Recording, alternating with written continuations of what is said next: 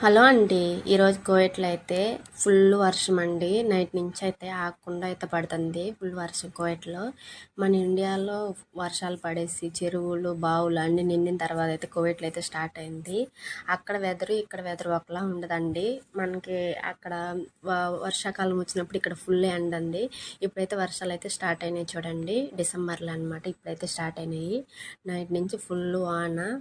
మన ఇండియాలో పడినట్టు ఒకరోజు పడితే కోవిడ్ ఉండదండి. ఎందుకంటే కోవిడ్ అనేది ఒక చిన్న చిన్న దేశం కాబట్టి, చుట్టూ సముద్రాలు ఉంటాయి కాబట్టి ఎక్కువ రైన్ పడినా ఇక్కడ ఇబ్బంది అండి. అందుకే ఇక్కడ పెద్దగా వర్షం ఏం పడదు, అంత ఎక్కువ పడదు అనమాట.